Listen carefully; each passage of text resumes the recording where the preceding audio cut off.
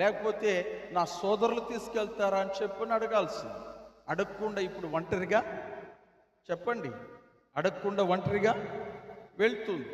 చూడండి, ఇది ఆమె మిస్టేక్. ఇప్పుడు యాకోబు మిస్టేక్ ఏంటి? యాకోబుని ఏమనుకోవాలి మనం? ఏం చెప్పాలి? ఊరు కాని ఊరొచ్చాము, ఇక్కడ మనకి ఎవరు తెలిసిన వారు లేరు, దయచేసి మీరెవరు కూడా ఇదిగో మరి ఎవరితోనైనా మాట్లాడడానికి వెళ్ళాలనుకుంటే ఒక్కరుగా వెళ్ళకండి, వెళుతూ వెళుతూ ఎవరినో ఒకరు తోడు. ఏమండి, మీకు అర్థమవుతుందా? అర్థం కాలేదు? అర్థమవుతుందా? ఏం చేయాలి? తోడు తీసుకొని వెళ్ళండి అని చెప్పాలనా లేదా? చెప్పండి, తండ్రిగా చెప్పాలనా లేదా? మీకు అర్థమవుతుంది? ఎందుకు అర్థం కాలేదు అది చెప్పండి నాకు. మీకు అర్థమవుతుంది కదా, చెప్పాలి కదా. చెప్పాడా యాకోబు? చెప్పాడా? యాకోబు చెప్పలేదు. పోనీ దీన అడిగిందా? దీన అడగలేదు. ఇప్పుడు ఆ దేశపు కుమార్తెలను చూడడానికి ఒంటరిగా వెళ్తుంది. క్రీస్తునందు ప్రియమైనటువంటి దేవుని బిడ్డలారా, నేటి సమాజంలో, సొసైటీలో కూడా కొన్నిసార్లు మన పిల్లలు, మన ఆడపిల్లలు ఒక కాలేజీకి వెళ్ళడమో లేకపోతే ఒక ప్రయాణంలో ఉండేటప్పుడు మనం ఏం చేస్తాము అనంటే పాలుమాలుతాం. నువ్వు ఒక్కదానివే వెళ్ళమ్మా, తెలుసు కదా, నీకు ఒక్కదానికి పరిచయమే కదా అని చెప్తూ ఉంటాం. తోడు వెళ్ళడానికి కాస్త ఇబ్బంది పడుతూ ఉంటాం. కొంతమంది పిల్లలు కూడా నాకు తెలుసు, నేను వెళ్తాను అనే వాళ్ళు కూడా ఉంటారు. అలా ఒంటరిగా వెళ్ళినటువంటి ఆడపిల్లల జీవితాలలో దీనాకు జరిగినటువంటి విషాదకరమైన సంఘటన నేటి సొసైటీలో ఎంతమంది ఆడపిల్లలకు జరగడం లేదు? ఎంతమంది కుమార్తెలకు జరగడం లేదండి ఈ సొసైటీలో? నిజమా కాదండి? చెప్పండి, నిజమా కాదా? నిజమేనా? నిజమే కదా, చూస్తున్నాం కదా. ఆనాటి ఆ కుటుంబ వ్యవస్థలో జరుగుతున్న విషాదకరమైన సంఘటనలు, ఈరోజు కుటుంబాల్లో జరుగుతున్నటువంటి విషాదకరమైన సంఘటనల్ని పోల్చి చూసినప్పుడు ఆనాటి యాకోబు కుటుంబం వల్లే ఈనాడు ఎన్ని కుటుంబాలు లేవంటారు? క్రీస్తునందు ప్రియమైన దేవుని బిడ్డలారా, ఇప్పుడు దీన ఆ దేశపు కుమార్తెలను ఒంటరిగా చూడడానికి వెళ్ళింది. వెళ్ళినప్పుడు ఆమె జీవితంలో ఏం జరిగింది అని మనం చూస్తే అక్కడ 2వ వచనం చెప్తుంది, ఆ దేశము నేలినటువంటి హివ్వీయుడైన హామోరు కుమారుడు షేకేము ఆమెను చూసి ఆమెను పట్టుకుని ఆమెతో శయనించి ఆమెను అవమానపరచెను. చూసావా? దైవ భయం లేనటువంటి వ్యక్తి ఆ ప్రాంతంలో క్రొత్తగా కనబడ్డటువంటి ఆ అమ్మాయి మీద నిర్దాక్షిణంగా దౌర్జన్యం చేసి అమ్మాయి జీవితాన్ని పాడు చేసి, క్రీస్తునందు ప్రియమైన దేవుని బిడ్డలారా, ఆ అమ్మాయి జీవితాన్ని పాడు చేశాడు. వెళ్ళేటప్పుడు ఎంత సంతోషంగా గంతులు వేసుకుంటూ వెళ్ళిందో, ఎంత సంతోషంగా వెళ్ళిందో, ఇప్పుడు అంత దుఃఖంగా తన బట్టల విధానం, తన తల వెంట్రుకల విధానం మార్చుకొని, తన ముఖ విధానాన్ని మార్చుకొని, ఎంతో దుఃఖంతో, ఎంతో అవమానంతో పిల్లారా తిరిగి ఇంటికి వస్తుంది. ఇంటికి వచ్చినప్పుడు ఒకవైపున కన్న తల్లిగా లేయా చూస్తుంది, మరొక వైపు పొలం నుంచి వచ్చిన యాకోబు చూస్తున్నాడు, తోడబుట్టిన లేవి షిమ్యోను చూస్తూ ఉన్నారు. ఆమె పరిస్థితిని చూస్తూ ఉన్నప్పుడు ఆమెకేదో జరిగిందనేటువంటిది కళ్ళెదుట కనబడుతూ ఉంది. ఇప్పుడు ఏమనుకోవాలి? యాకోబు ఏం ఆలోచించాలి? అయ్యో, ఇక నా కుమార్తెను వివాహం చేసుకోవడానికి ఇశ్రాయేలు జనాంగంలో ఎవరైనా ముందుకు వస్తారండి? వస్తారా? ఎవరు ముందుకు వస్తారు అని చెప్పని ఎంతో బాధపడాల్సి వస్తుంది. ఇప్పుడు ప్రియులారా, లేయా ఏం బాధపడుతుందో తెలుసా? అయ్యో, నా కుమార్తె జీవితం ఇలా పాడైపోయిందంటే దీనంతటికి కారణం ఎవరండి? చెప్పండి, ఎవరు? యాకోబేనా కాదా? యాకోబే కదా. మా ఆయన మమ్మల్ని తెచ్చాడు, పెట్టుండకపోతే మా అమ్మాయి జీవితం పాడై ఉండేది కాదుగా అని చెప్పని ఆమె ఒకవైపు బాధపడుతూ ఉంటే, ఇప్పుడు లేవి షిమ్యోను ఏం చేస్తున్నారంటే ఆ అమ్మాయిని చూసినప్పుడు మిక్కిలి కోపడుతున్నారు. మిక్కిలి కోపం తెచ్చుకొని మా చెల్లి జీవితాన్ని పాడు చేసినటువంటి వాళ్ళని మేము ఏదో ఒకటి చేయాలనేటువంటి కోపానికి లోనైపోతూ ఉన్నారు. లోనైపోతూ ఉన్నాయి. ఇప్పుడు చెప్పండి, ఆ కుటుంబంలో మనం గమనిస్తున్నప్పుడు యాకోబు చూపినటువంటి అవిధేయత వలన పుట్టింటికి వెళ్ళవలసినటువంటి వాడు, పుట్టిన దేశానికి వెళ్ళవలసిన వాడు వెళ్లకుండా షేకేములోకి వచ్చి నిలబడడం ద్వారా ఇప్పుడు మొట్టమొదటిగా కుటుంబంలో తన కుమార్తె జీవితం పాడైపోవడానికి యాకోబు కారకుడు కాడా? ఆలోచించండి. యాకోబు బాధ్యుడు కాడా? ఈ రోజున క్రీస్తునందు ప్రియమైనటువంటి దేవుని బిడ్డలారా, మనం గమనిస్తూ ఉంటే ఒక్క తండ్రి అవిధేయత వలన ఆ పిల్లలు ఎంత దారి తప్పిపోతూ ఉన్నారో ఈ భాగాలన్నీ మనకు తెలియజేస్తూ ఉన్నాయి. ఈ రాత్రి వాక్యం విన్నటువంటి తర్వాత మనం ఎంతో గొప్ప పాఠాన్ని నేర్చుకోబోతూ ఉన్నాం, ఎంతో తీర్మానం చేసుకోబోతూ ఉన్నాం. ప్రియులారా, మంచిది, ఆమె జీవితం పాడైపోయింది.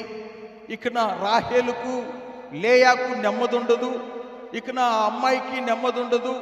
తన తోడబుట్టినటువంటి వారి కోపము మనసులో పెరుగుతూ ఉంటుంది. యాకోబు మాత్రము ఇక నా కుమార్తెకి వివాహమయ్యేటువంటి అవకాశాలు లేవు అని చెప్పని తలంచుకుంటూ బాధపడడం తప్ప ఆ కుటుంబం చేయగలిగేదేమీ లేదు. ఆ కుటుంబం చేయగలిగేదేమీ లేదు. ఇది ఒక విషాదకరమైన సంఘటన తన జీవితంలో అక్కడ మనం చూస్తున్నాం. తర్వాత ప్రియులారా, ఈ జరిగినటువంటి సంఘటన ఏంటంటే, ఈ యొక్క షెకెము అనేటువంటి వ్యక్తి తండ్రి అయినటువంటి హామోరు తన కుమారుడు మరి యాకోబు కుమార్తెను ఈ విధంగా పాడు చేశాడన్నటువంటి విషయం తెలుసుకొని యాకోబు దగ్గరకు వచ్చాడు. యాకోబు దగ్గరకు వచ్చి అంటున్నాడు, మా అబ్బాయి మీ అమ్మాయిని ఇష్టపడుతున్నాడు, మీ అమ్మాయిని మేము చేసుకుంటాము, మీ అమ్మాయిని మాకు ఇవ్వండి అని చెప్పి అడుగుతున్నాడు. అప్పుడు యాకోబు ఏం చెప్తున్నాడో తెలుసా? మీరు సున్నతి లేని వాళ్ళు, మేము సున్నతి పొందినటువంటి వారిని, సున్నతి లేని వారికి సున్నతి కలిగినటువంటి మా అమ్మాయిని ఇవ్వడము ధర్మం కాదు, ఇది సమాజంలో జరిగేటువంటి వీలు పడదు అని చెప్పి అంటున్నాడు. అప్పుడు ప్రియులారా, ఈ షెకెము తండ్రినటువంటి హామోరు అడుగుతున్నాడు, అయితే మేమేం చేయాలో చెప్పండి అంటే, అప్పుడు అంటున్నారు అక్కడ తన సహోదరులు లేవి షిమ్యోని కూడా, మా వల్లే మీరు కూడా సున్నతి చేయించుకుంటే అప్పుడు మా అమ్మాయిని మీకు ఇస్తాం అని చెప్పి అన్నప్పుడు పిల్లారా, ఆ సున్నతి అనేటువంటి విధానం వారికి తెలియదు కాబట్టి వారు సున్నతి చేయించుకున్నప్పుడు, వారు గోప్యంగా చర్మాలు కోయించుకున్నప్పుడు వారందరూ కూడా ఇళ్లలో బాధపడుతూ ఉన్నారు. బాధపడుతూ ఉన్నప్పుడు యాకోబు పొలం పనిలో ఉన్నాడు. తన తల్లి అయినటువంటి ప్రియులారా, ఇదిగో మరి దీనా తల్లి అయినటువంటి లేయా వాళ్ళందరి ఇంట్లో ఉన్నారు. ఇప్పుడు లేవి షిమ్యోను ఆలోచన చేస్తున్నారు. ఏం ఆలోచన చేస్తున్నారు? మన చెల్లి జీవితాన్ని పాడు చేసి ఇశ్రాయేలు జనాంగంలోనికి అవమానం తెచ్చినటువంటి ఆ యొక్క ఎవరో షెకెముని ఏమైనా చెయ్యాలి అని చెప్పని తల్లికి తెలియకుండా, తండ్రికి తెలియకుండా, పిల్లల తోడబుట్టిన చెల్లికి తెలియకుండా వీళ్ళు ఆ గోప్యాంగ చర్మం కోసుకొని సున్నతి చేయించుకున్నటువంటి ఆ యొక్క హివీయుడైనటువంటి హామోరు కుమారుడైనటువంటి షెకెమును అక్కడ ఉన్నటువంటి వారందరి మీదకి వెళ్ళి ఇప్పుడు వాళ్ళు ఏం చేస్తున్నారో తెలుసా ప్రియులారా? చూడండి, 34వ అధ్యాయము ఆదికాండము 25వ వచనం చదివితే, 3వ దినమున వారు బాధపడుచుండగా యాకోబు కుమారులు నిద్దరు అనగా దీన సహోదరులైన షిమ్యోను లేవి తన కత్తులు చేత పట్టుకొని ఎవరికి తెలియకుండా ఊరి మీద పడి ప్రతి పురుషుని చంపిరి. ఏం చేశారంట? చెప్పండి, ఏం చేశారంట? చంపేశారు. చంపితే ఇప్పుడు వీళ్ళు ఏమైపోతారు? ఏమంటారు? వాళ్ళని చంపిన వాళ్ళని హంతకులు అంటారు. క్రీస్తునందు ప్రియమైనటువంటి దేవుని బిడ్డలారా, కళ్ళెదుటే కూతురు జీవితం చెడిపోతుంది ఒకవైపు, కళ్ళెదుటే కొడుకులు ఏమైపోతున్నారు? హంతకులైపోతూ ఉంటూ ఉన్నారు. చెప్పండి, దీని అంతటి కారణం ఎవరు? ఎవరండి దీని అంతటికి కారణము? ఆడబిడ్డ జీవితం పాడైపోవడానికి, కొడుకుల భవిష్యత్తు నాశనం అయిపోవడానికి కారకుడు ఎవరు?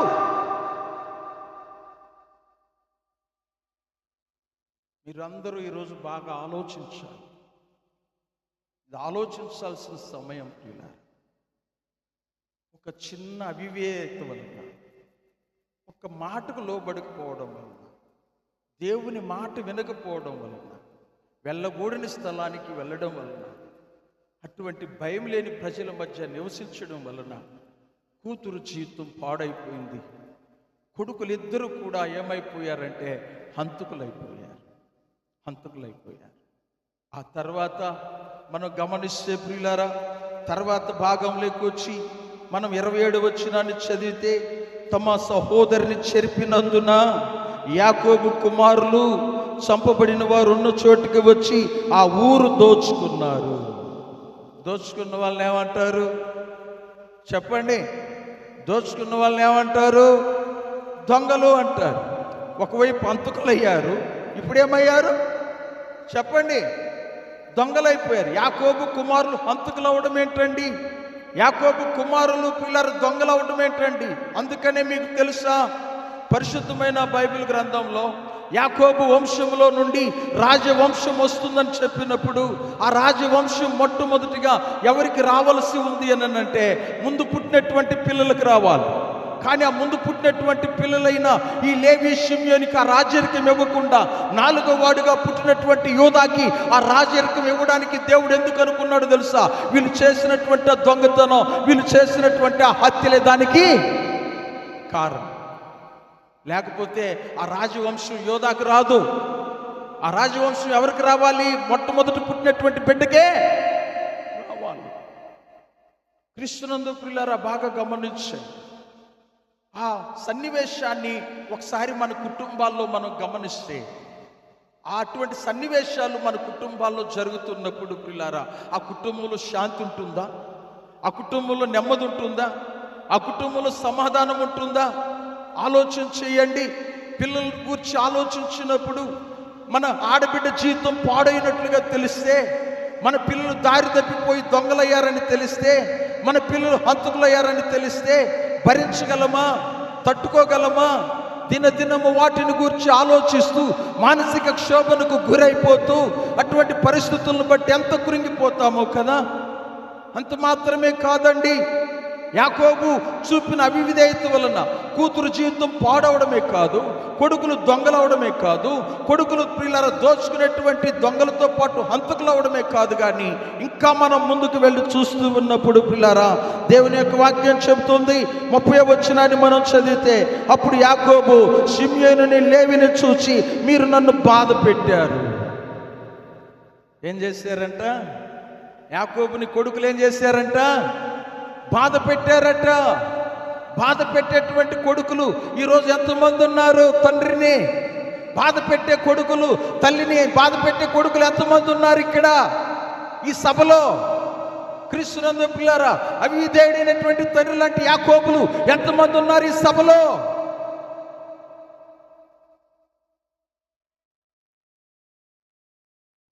ఆలోచించాలి. బాధ పెట్టారట. నన్ను బాధ పెట్టేవారైపోయారా మీరు? నన్ను బాధ పెడుతున్నారు. చూసావా? హంతకులయ్యారు, దొంగలయ్యారు. ఇప్పుడు తండ్రిని బాధ పెట్టేవారైపోయారు. అంతేకాదు, ఇంకా ఏం జరిగింది అని చెప్పానంటే, ఆడ మనం చూస్తామో ఆ 30వ వచనంలోనే, మీరు నన్ను బాధ పెట్టి ఈ దేశ నివాసులైన కానానీయులలో పెర్జీలలోనూ అసహ్యునిగా నన్ను చేశారు. నన్ను అసహ్యునిగా చేశారా మీరు? ఇప్పుడు చెప్పండి, అవిధేయుడైనటువంటి తండ్రి యాకోబు కాడా? దారి తప్పిపోయినటువంటి పిల్లలు తన పిల్లలు కారా?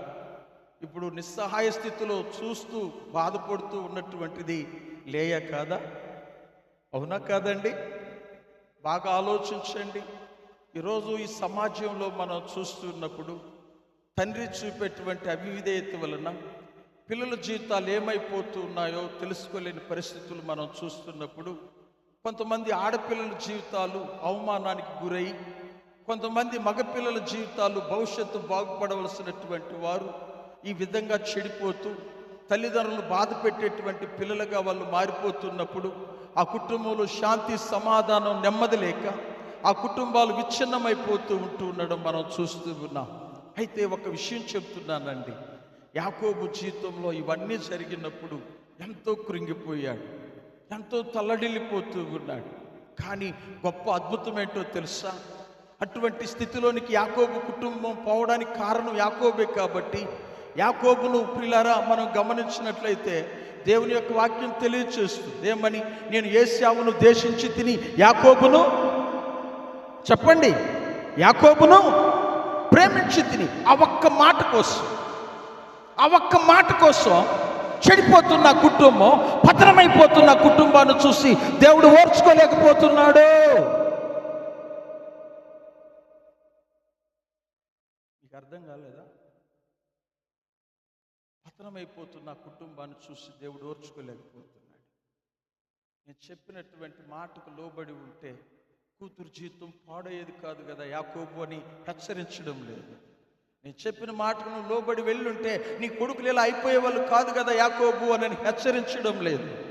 నేను చెప్పిన మాటకు నువ్వు లోబడి ఉన్నట్లయితే ఈరోజు ఈ మానసిక క్షోభకు నువ్వు గురై ఉండేవాడివి కాదు కదా యాకోబు అని గద్దించడం లేదు. ఏమంటున్నాడు తెలుసా?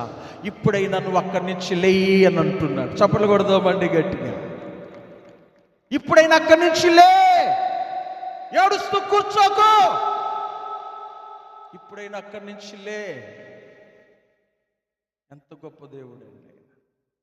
యాకోబును ప్రేమించాడు కాబట్టి, యాకోబును ప్రేమించినటువంటి దేవుడు కాబట్టి యాకోబు కుటుంబము ప్రియులారా అటువంటి దుర్బలమైన పరిస్థితికి పతనమైపోతూ ఉంటే దేవుడు చూడలేకపోతున్నాడు. ఒక రాత్రి దేవుడు యాకోబుతో మాట్లాడుతూ 35వ అధ్యాయంలో ఏమంటున్నాడో తెలుసా? దేవుడు యాకోబుతో నీవు లేచి బేతేలుకు వెళ్ళి అక్కడ నివసించాలయ్యా అని అంటున్నాడు. చప్పట్లు కొడదామండి గట్టిగా ఒకసారి. నువ్వు లేచి బేతేలుకు వెళ్ళు, చాలు అనుభవించింది. కొన్నిసార్లు దేవుని యొక్క మాటల్ని నిర్లక్ష్యం చేస్తున్న వారి జీవితాల్లో ఎదురయ్యేటువంటి అనుభవాలు ఇలాంటి ప్రియుల. కొన్నిసార్లు దేవుని యొక్క వాక్యానికి వ్యతిరేకంగా జీవిస్తున్న ప్రతి బిడ్డల జీవితాల్లో కూడా ఇటువంటి వ్యతిరేకతలే వారికి ఎదురవుతూ ఉంటాయి. ఇటువంటి నష్టాలే వారు చూస్తూ ఉంటారు. ఇటువంటి ఇబ్బందులే వాళ్ళందరూ పడుతూ ఉంటారు. అటువంటి పరిస్థితి ఇక్కడ యాకోబు కుటుంబంలో మనం కల్లారా, చెప్పండి, కల్లారా చూస్తూ ఉన్నాం ప్రియులారా, కల్లారా చూస్తూ ఉన్నాం. కానీ యాకోబును ప్రేమించాడు కాబట్టి, యాకోబును మర్చిపోలేదు కాబట్టి, యాకోబును విడిచిపెట్టలేక, యాకోబును అదే శక్యములో వదిలేయలేక అంటూ ఉన్నాడు, చాలు, నీ జీవితం ఏమైపోతుందో, నీ పిల్లల జీవితం ఏమైపోతుందో, నీ కుటుంబం ఏమైపోతూ ఉందో నేను చూస్తున్నాను. ఇకనైనా ఈ శక్యము నుంచి లేచి బయటికి రా. ఎక్కడ నేను నీకు ప్రత్యక్షమయ్యానో, ఎక్కడ నీవు ఇదిగో రాయిని తలగడగా ఉంచావో తిరిగి ఆ బేతేలుకు రా. ఈరోజు చాలా మంది జీవితాల్లో అన్ని కోల్పోయిన తర్వాత కూడా దేవుని సన్నిధికి రాలేక, బిడ్డలను నడిపించలేక, భార్యను నడిపించలేక, ఇంకా వారి కుటుంబాలు పత్రమైపోతూ ఉన్నా లేచి ఆ శక్యమును విడిచి బేతేలుకు రాలేనటువంటి కుటుంబాలు ఎన్నున్నాయి. ఇంకా షెకెములోనే ఉన్నటువంటి యాకోబు కుటుంబం లాంటి కుటుంబాలు దేవుని సన్నిధి అనే బేతేలుకి రాలేక ఆ లోకంలోనే చిక్కుకొని పోయి పిల్లల జీవితాలు పాడైపోతూ, అనారోగ్యాలకు గురైపోతూ, వివాహాలు కాక, అందరి జీవితాలలో జరిగేటువంటి కార్యాలు జరగక జీవిస్తూ ఉన్నటువంటి కుటుంబాలను మనం చూస్తున్నప్పుడు ప్రియులారా, బేతేలుకు రాలేకపోతూ ఉన్నటువంటి వారు ఎంతమంది ఉన్నారు. కానీ యాకోబు ఇప్పుడు లోబడుతున్నాడు. చప్పట్లు కొడదామండి గట్టిగా ఒకసారి. ఎప్పుడు లోబడుతున్నాడు? జరగరాని అన్ని చెప్పండి. ఎప్పుడు లోబడతావు? ఎప్పుడు లోబడతావు నువ్వు? జరగరానివన్నీ జరిగిన తర్వాతనా? ఎప్పుడు? నీ కుటుంబంలో జరగనటువంటివన్నీ కూడా జరగరానివన్నీ జరిగిపోయిన తర్వాత లోబడతావా? ఈరోజున దయచేసి మీరు గమనించాలని మనవి చేస్తున్నాను. ఇప్పుడు యాకోబు లోబడుతున్నాడు అని అంటే పిల్లారా, ఆనాడే లోబడి ఉంటే తన జీవితంలో ఇటువంటి విషాదకరమైన సంఘటనలు జరిగుండేవి కావు. కానీ యాకోబును ప్రేమించినటువంటి దేవుడు ఇప్పుడైనా నువ్వు షెకెము నుంచి లేచి బేతేలుకు రమ్మన్నప్పుడు ప్రియులారా కన్నీళ్లు తుడుచుకుంటున్నాడు. తన అవిధేయతను గుర్తు చేసుకుంటున్నాడు. లోబడతానయ్యా, నీ మాటకు లోబడతా, లేచి ఇప్పుడే బయలుదేరుతాను అని చెప్పని ముందు దేవుని మాటకు విధేయుడైనటువంటి తర్వాత ఇప్పుడు తన పిల్లల జీవితాన్ని సరిచేయడానికి ముందుకు వస్తున్నాడు. దేవునికి స్తోత్రం. తన పిల్లల జీవితాన్ని సరిచేయడానికి ముందుకు వస్తున్నాడు. ఎలాగో చూడండి, ఆ 2వ వచనం నుంచి 3వ వచనం వరకు చూస్తే ఆదికాండం 35వ అధ్యాయంలో మనం చూస్తామండి. నివసించి నీ సహోదరుడైన ఏశావు ఎదుట నుండి నువ్వు పారిపోయినప్పుడు నీ కనబడిన దేవునికి అక్కడ బలిపీఠము కట్టమని చెప్పగా, యాకోబు తన ఇంటి వారితోనూ తన యొద్దనున్న వారితోనూ మీ యొద్దనున్న అన్య దేవతలను పారవేసి మిమ్మల్ని మీరు శుచిపరుచుకొని మీ వస్త్రములు మార్చుకొనుడి, మనము లేచి బేతేలుకు వెళ్ళేదము. దేవునికి స్తోత్రం. ఏమంటున్నాడు? ఏ దొంగిలించినటువంటి అన్య దేవతలు ఉన్నాయో వాటన్నిటిని కూడా తీసి పారేయండిరా. మీ చేతులను మీ శరీరాలను శుచిపరుచుకొని మీ వస్త్రాలను మార్చుకోండి, మీ బ్రతుకులను సరి చేసుకోండి. ఇక్కడ మనం ఉండటం లేదు, లేచి బేతేలుకు వెళుతూ ఉన్నాము, అక్కడ ఆయన ఆరాధించడానికి వెళ్ళబోతున్నాము. ఈ రాత్రి ఒక తండ్రిగా నువ్వు ఆ మాట చెప్పగలిగి నీ పిల్లలు సరి చేయగలిగితే ఈ రాత్రి నీ కుటుంబం ఆశీర్వాదకరంగా మారుతుంది. ఆశీర్వాదకరంగా మారుతుంది. క్రీస్తునందు ప్రియమైనటువంటి దేవుని బిడ్డలారా, యాకోబు లోబడ్డాడు. లోబడి తన బిడ్డల్ని కూడా అంటున్నాడు, మీ యొద్దనున్న అన్య దేవతలను, అస్తారోతు దేవతలను తీసి పారేయండి. దొంగిలించుకుని వచ్చిన వాటిని అన్నింటినీ కూడా తీసి పక్కన పెట్టండి, అన్ని మూట కట్టండి, మీ వస్త్రాలు మార్చుకోండి, మీరు స్నానం చేసి మిమ్మల్ని శుచిపరచుకోండి. మనం లేచి బేతేలుకు వెళ్తున్నాం. నిజమే, ఎప్పుడైతే కుటుంబ వ్యవస్థలో తండ్రి సరైన దారికి రాగలుగుతాడో పిల్లల్ని కూడా దారికి తెచ్చుకోగలుగుతాడు. తండ్రి ఎప్పుడైతే దారి తప్పిపోతాడో పిల్లలు కూడా, చెప్పండి, పిల్లలు కూడా దారి తప్పిపోతారు. యాకోబు జీవితంలో జరిగినటువంటి ఇటువంటి సంఘటన బైబిల్ ఇంకెక్కడ లేదు. తన జీవితంలో జరిగిన ఇదే ఒక ప్రధానమైన విషాదకరమైన సంఘటన ఆ కుటుంబంలో. ఇంకెక్కడా లేదు అతని జీవితంలో ఇలాంటి సన్నివేశం. క్రీస్తునందు ప్రియమైనటువంటి దేవుని బిడ్డలారా, ఈ రాత్రి కాల వేళ దేవుని వాక్యాన్ని వింటున్న మనందరి జీవితాలలో అలా ఎప్పుడైతే పరిపూర్ణంగా పరివర్తన చెంది లోబడ్డాడో తన పిల్లల్ని కూడా సరిచేయగలిగాడు. వాళ్ళు కూడా మాటకు లోబడ్డారు, వారి జీవితాలను మార్చుకున్నారు, అవన్నీ కూడా మూటగట్టేశారు. ఇప్పుడు వాటిని ఏం చేస్తున్నారు అని చెప్పినానంటే మనం గమనిస్తామండి. ఏమనో తెలుసా? చూడండి, 4వ వచనం గమనిస్తే, వారు తమ యొద్దనున్న అన్య దేవతలన్నింటినీ తమ చెవులున్న పోగులను యాకోబుకు అప్పగింపుగా యాకోబు షెకెము దగ్గరున్న మస్తక వృక్షం కింద వాటిని దాచిపెట్టెను అని మనం చూస్తున్నాం. తర్వాత క్రీస్తునందు ప్రియులారా 5వ వచనాన్ని మనం చదువుకుంటూ ముందుకు వెళ్తున్నప్పుడు 6వ వచనం చెప్తుంది, యాకోబు అతనితోనున్న జనులందరూ కానానులు లూసుకొనగా బేతేలునకు వచ్చిరి. చప్పట్లు కొడదామండి గట్టిగా ఒకసారి. ముందు బొమ్మనింది ఆడికేనా? బాగా ఆలోచించండి. ఇప్పుడు వచ్చాడు బేతేలు. ఎప్పుడైతే బేతేలుకు వచ్చాడో ఇప్పుడు తన హృదయంలో సమాధానం వచ్చింది, బిడ్డల హృదయంలో సమాధానం వచ్చింది. అప్పుడు ఏం జరిగిందో తెలుసా? పిల్లలు 7వ వచనం చదివితే, అతడు తన సహోదరుని ఎదుటి నుండి పారిపోయినప్పుడు దేవుడు అతనికి ప్రత్యక్షమైన గనుక అక్కడ బలిపీఠము కట్టి ఆ చోటుకి వెళ్ళి బేతేలు అని పేరు పెట్టిరి. చప్పట్లు కొడదామండి గట్టిగా ఒకసారి. దేవునికి స్తోత్రం. క్రీస్తునందు ప్రియమైన దేవుని బిడ్డలారా, ఇప్పుడు తన కుటుంబంలో శాంతి, తన కుటుంబంలో సమాధానం, ఇప్పుడు దేవుని యొక్క సన్నిధిలో మరలా తన కుటుంబాన్ని నిలుపుకోగలుగుతూ ఉన్నాడు. బేతేలుకు రాగలుగుతున్నాడు, బలిపీఠం కట్టి ఆరాధన చేయగలుగుతూ ఉన్నాడు. కుటుంబాలను మనం గమనిస్తున్నప్పుడు షెకెములో ఉన్నటువంటి యాకోబు కుటుంబం వల్లే ఈరోజు లోక సంబంధమైనటువంటి జీవితంలో ఉన్న ప్రతి కుటుంబానికి యాకోబు కుటుంబం మనకు తెలియచేస్తుంది. ఈ రోజున ప్రియమైన దేవుని బిడ్డలారా, ఇంకా నీ కుటుంబం షెకెములో ఉందేమో ఆలోచన చేయి. ఇంకా నీ పిల్లలు దారి తప్పిపోతూ ఉన్నా నువ్వు పట్టించుకోలేని స్థితిలో ఉన్నావేమో ఆలోచన చెయ్యి. ఇంతవరకు దేవుని యొక్క మందిరం అనే బేతేలుకు వెళ్లకుండా ఇంకా దేవునికి దూరంగా ఉన్నావేమో, అవిధేయుడవై ఉన్నావేమో, పిల్లలను గురించి పట్టించుకోలేని స్థితిలో ఉన్నావేమో, నీ కుటుంబం ఏమైపోతుందో తెలియని స్థితిలో ఉన్నావేమో. ఒకసారి ఆలోచన చెయ్యి. ఈ రాత్రి దేవుడు నీతో కూడా మాట్లాడుతుంది అదే. ఇకనైనా లోక సంబంధమైన విషయాలన్నింటినీ వదిలి అవి విధేయుడు కాక విధేయుడువై నీవు నీ కుటుంబాన్ని చక్కబెట్టుకొని బేతేలుకు రమ్మని రాత్రి దేవుడు పిలుస్తున్నాడు. దేవుడు పిలుస్తున్నాడు. ఈ వర్తమానాన్ని విన్నటువంటి మనందరి జీవితాలు తిరిగి మన గాయాలు కట్టుబడాలంటే ఆ విషాదకరమైనటువంటి విషయాలన్నీ తొలగిపోయి తిరిగి మరలా సంతోషకరమైన కుటుంబంగా ఆశీర్వాదకరమైన కుటుంబంగా మారాలంటే షెకేము కాదండి. ఎక్కడికి రావాలి? బేతేలుకు రావాలి. ఆరాధించే స్థలానికి రావాలి. ఆయన ముఖ దర్శనానికి రావాలి.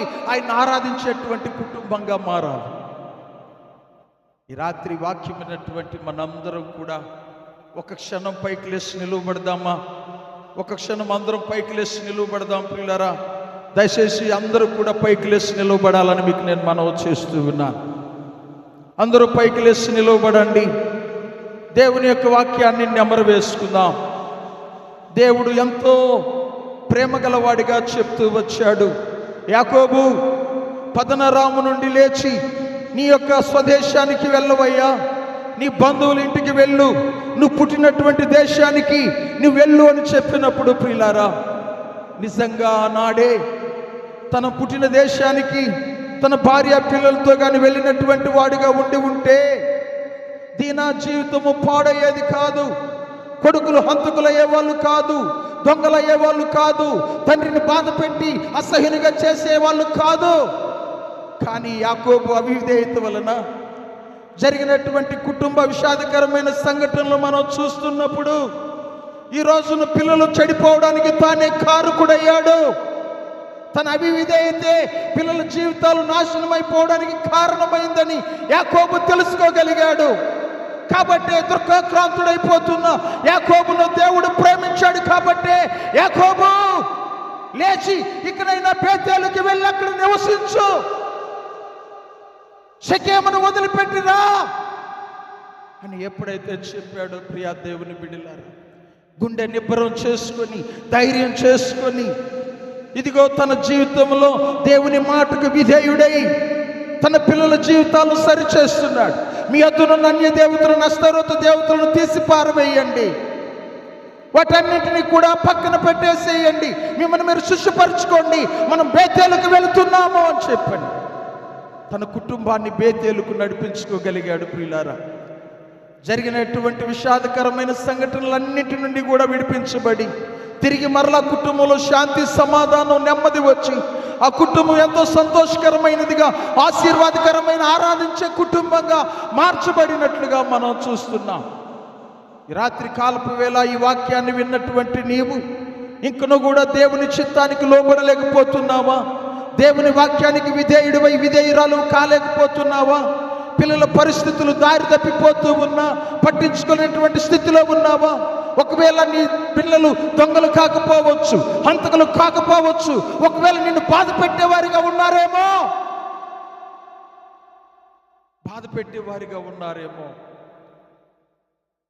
ఒకసారి ఆలోచన చేర్చుడు. ఈరోజు ఎంతమంది పిల్లలు కూడా తండ్రిని బాధ పెట్టే పిల్లలు, తల్లిని బాధ పెట్టే పిల్లలుగా ఉన్నారేమో. ప్రియమైనటువంటి దేవుని బిడ్డలారా, ఈ వాక్యాన్ని వింటున్నటువంటి మన జీవితాలలో షెకెములో ఉన్నటువంటి కుటుంబ పరిస్థితిని మనం చూసాం. ఎప్పుడైతే బేతేలుకు వచ్చిందో ఆ కుటుంబం ఎంత సంతోషకరంగా, ఆశీర్వాదకరంగా ఉందో మనం చూస్తున్నాం. ఈ రాత్రి, ప్రభువా, నా కుటుంబం అంతా బేతేలులో ఉండాలని కోరుకుంటున్నానయ్యా. నా పిల్లలు దారి తప్పిపోకుండా, నా పిల్లలు, నేను, నా కుటుంబం అంతా నిన్ను ఆరాధించే కుటుంబంగా, బేతేలులో నీ ముఖ దర్శనం చేసే కుటుంబంగా ఉండాలని ఆశపడుతున్నామయ్యా అని చెప్పని ఒకవేళ ఈ రాత్రి నువ్వు ఆశపడితే, ఇంకా బాధ పెడుతున్నటువంటి నీ పిల్లల్ని, దారి తప్పిపోతున్నటువంటి నీ పిల్లల్ని నువ్వు తీసుకొని బేతేలుకు రావడానికి దేవుడిస్తూ ఉన్న ఈ అవకాశాన్ని సద్వినియోగం చేసుకుంటావా? దేవుని వాక్యానికి లోబడతావా?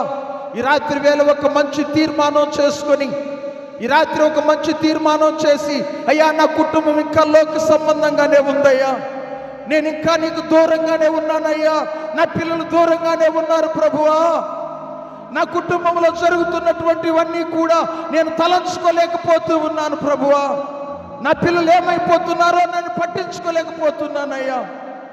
ఈ రాత్రి వేళ నన్ను, నా కుటుంబాన్ని ఉద్దేశించి, నా పిల్లలను ఉద్దేశించి అయ్యా నువ్వు మాట్లాడావు ప్రభువా, నువ్వు మాట్లాడావు నాయనా. నా కుటుంబము బేతేలులో కనబడాలని ఈ రాత్రి నా కుటుంబాన్ని హెచ్చరిస్తున్నావయ్యా, నా పిల్లల్ని కూడా హెచ్చరిస్తున్నావయ్యా. అవిధేయత చూపిస్తూ ఉన్న నన్ను నువ్వు హెచ్చరిస్తున్నావయ్యా. నన్ను ప్రేమించి నన్ను మర్చిపోకుండా నా కుటుంబం అంతా ఎప్పుడు నీ సన్నిధిలో ఉండాలని నా కుటుంబాన్ని ఉద్దేశించే ఈ రాత్రి మాట్లాడావయ్యా. ఈ రాత్రి నువ్వు మాట్లాడావయ్యా. నువ్వెంత ప్రేమ గల దేవుడు నాయనా అని చెప్పి ఈ రాత్రి ఈ వాక్యాన్ని విన్నటువంటి మీ జీవితాల్లో నిజంగా దేవుడు నా కోసం, నా కుటుంబం కోసమే మాట్లాడాడు అని చెప్పండి. మీరు విశ్వసించగలిగినట్లయితే నా కుటుంబం అంతా బేతేలులో ఉండి నిన్ను ఆరాధించే కుటుంబంగా ఉండాలనుకుంటున్నానయ్యానని మీరు కానీ తీర్మానం చేసుకోగలిగినట్లయితే మీ కుడి హస్తాలను పైకెత్తండి ప్రియులారా. అటువంటి బిడ్డలుంటే పురుషుల్లోనూ స్త్రీలలో మీ కుడి హస్తాలను పైకెత్తండి. మీ కుడి హస్తాలను పైకెత్తి దయచేసి ఈ స్టేజ్ ముందు భాగానికి రండి. మీ కొరకు నేను ప్రార్థన చేయబోతూ ఉన్నాను. రానున్నటువంటి దినాలలో నీ కుటుంబంలో దేవుడు గొప్ప మార్పు తీసుకురాబోతున్నాడు. నీ బిడ్డల జీవితంలో దేవుడు గొప్ప మార్పు తీసుకురాబోతూ ఉన్నాడు. ఇదిగో కుటుంబ యజమానుల బ్రతుకుల్లో దేవుడు గొప్ప మార్పు తీసుకురాబోతున్నాడు. దేవుని యొక్క సేవకుని మాట ఆయన రూఢిపరిచి జరిగించబోతూ ఉన్నాడు. చెయ్యెత్తినటువంటి వాళ్ళు ప్రియులారా ఇలా ముందు భాగానికి రండి. మీ కొరకు నేను ప్రార్థన చేస్తాను. స్త్రీలలోనూ పురుషుల్లోనూ ఈ ఆఖరి రాత్రి వేళ ప్రియ దేవుని బిడ్డ, నీ కుటుంబంలో కలిగేటువంటి సమస్యలన్నింటికి పరిష్కారం, నీ బిడ్డల పరిస్థితులకు పరిష్కారం ఈ రాత్రి బేతేలే. అటువంటి బేతేలులో నీ కుటుంబం ఉండాలని ఆశపడుతున్నట్లయితే ఇదిగో చెయ్యెత్తినటువంటి బిడ్డలు ముందుకు రండి. ధైర్యంగా ముందుకు రండి, సిగ్గుపడడం లేదు. ఇలా ముందుకు రావాలని కోరుకుంటున్నా. నా పిల్లలందరూ కూడా బేతేలులో ఉండాలని ఆశపడుతున్నానయ్యా, ఇదే ఈ రాత్రి నా తీర్మానం అన్నటువంటి వాళ్ళు ముందుకు రండి ప్రియులారు. దయచేసి అలాంటి చెయ్యెత్తినటువంటి వారు ముందుకు రండి, ముందుకు రండి. మీ కొరకు నేను ప్రార్థన చేయబోతూ ఉన్నాను. పురుషుల్లో కానీ స్త్రీలలో కానీ దేవుడి చేయి గొప్ప సదవకాశాన్ని మీరు సద్వినియోగం చేసుకోవాలని ఒక దైవజనుడిగా కోరుకుంటూ ఉన్నాను. దేవుడు నీ పట్ల, నీ పిల్లల పట్ల ఒక ప్రణాళిక కలిగిన వాడిగా ఉన్నాడు. నీ కుటుంబం నశించిపోవడం ఆయనకి ఇష్టం లేదు. నీ పిల్లలు దారి తప్పిపోవడం ఆయనకి ఇష్టం లేదు. తల్లిదండ్రులుగా మీరు కూడా తెలుసుకోవాలని, పిల్లల్ని కూడా తెలియజెప్పాలని, మీరందరూ కూడా ఆయన సన్నిధిలో కనబడాలనేది ఆయన ఆశ. ఆయన ఆశ, ఆయన ఆశ. నిన్ను, నీ కుటుంబాన్ని, నీ పిల్లల్ని ప్రేమిస్తున్న దేవుడు ఆయన. నువ్వు షెకెములో ఉండడం ఆయనకి ఇష్టం లేదు. షెకెము అనుభవాలు నీ కుటుంబం అనుభవించడం ఆయనకి ఇష్టం లేదు. శాంతి, సమాధానం, నెమ్మది లేక కుటుంబంలో నువ్వు నీ పిల్లలతో ఉంటూ కూడా అటువంటి నెమ్మది లేని స్థితిలో ఉండడం ఆయనకి ఇష్టం లేదు. ప్రియా దేవుని బిడ్డ, అటువంటి తీర్మానం చేసుకున్నటువంటి పురుషులు, అటువంటి స్త్రీలు ఇంకా ఉన్నట్లయితే ముందుకు రండి. మీ కొరకు నేను ప్రార్థన చేయబోతూ ఉన్నాను. ఆ దేవుడు తప్పక మిమ్మల్ని దర్శిస్తాడు, మీ పిల్లల్ని దర్శిస్తాడు. ఖచ్చితంగా ఇదిగో నీ కుటుంబము బేతేలులో ఆరాధించే కుటుంబంగా ఆయన చేసి నీ కుటుంబాన్ని ఆశీర్వదించి దారి తప్పిపోయినటువంటి నీ పిల్లల్ని తిరిగి ప్రయోజకులను చేసి వారిని ధన్యకరంగా మార్చగలడు. ప్రియా దేవుని బిడ్డలారా, ఇప్పటికీ కూడా తల్లిదండ్రులను బాధ పెడుతున్నటువంటి పిల్లలు ఎంతమంది ఉన్నారు? అటువంటి వారయ్యా, నా తల్లిదండ్రులను బాధ పెట్టేటువంటి తప్పుడు మార్గంలో వెళ్ళను, నా తల్లిదండ్రులకు నేను లోబడతాననేటువంటి యవ్వన పిల్లలు, ప్రియమైన దేవుని బిడ్డలారా, దేవుడిచ్చే అవకాశాన్ని మీరు సద్వినియోగం చేసుకోవాలని కోరుకుంటున్నాను. అటువంటి తీర్మానం చేసుకోగలిగేటువంటి యవ్వన పిల్లలు ఉంటే, తెలుసో తెలియకో నా తల్లిదండ్రులను బాధ పెట్టానయ్యా, ఈ రాత్రి ప్రభు నేను బాధ పెడుతున్న విషయాన్ని నాకు బయలుపరచావు. అవునయ్యా, ఇంకెప్పుడు బాధ పెట్టననేటువంటి బిడ్డలు ప్రియులారా, ప్రియమైనటువంటి దేవుని బిడ్డలారా, దేవుడిస్తున్నటువంటి గొప్ప అవకాశాన్ని సద్వినియోగం చేసుకుందామా? ఇంకా తీర్మానం చేసుకునేటువంటి పురుషులు, స్త్రీలు ప్రియులారా రండి. మీ దుఃఖ దినాలను ఆయన సమాప్తం చేయబోతూ ఉన్నాడు. మీ పిల్లల భవిష్యత్తును ఆయన మార్చబోతూ ఉన్నాడు. నీ కుటుంబం బేతేలులో కనబడి ఆయన ఆరాధించే కుటుంబంగా ఉండాలని ఈ రాత్రి నీ కుటుంబాన్ని ప్రేమించి, నీ బిడ్డలను ప్రేమించి ప్రభు మాట్లాడుతూ వచ్చాడు. మీ కుడి హస్తాలను పైకెత్తండి. మీ కొరకు నేను ప్రార్థన చేయబోతున్నా. ఇంకా తీర్మానం చేసుకున్న వాళ్ళు ఉంటే రండి ప్రియులారా, మీ కొరకు నేను ప్రార్థన చేయబోతూ ఉన్నా. ఈరోజు మన పిల్లల బ్రతుకుల్లో మార్పు రావాలని ఆశపడదాం. మన బిడ్డలందరూ బేతేల్లో కనబడాలని ఆశపడ అవిధేయులైనటువంటి భర్తలందరూ కూడా ఇకనైనా లోబడి వారు కూడా బేతేలుకు రావాలని ఆశపడదాం ప్రియులారా. ఇదిగో ఈ రాత్రి వేళ దేవుడు తప్పక మన హృదయ వాంఛ తీర్చగలిగినటువంటి వాడు.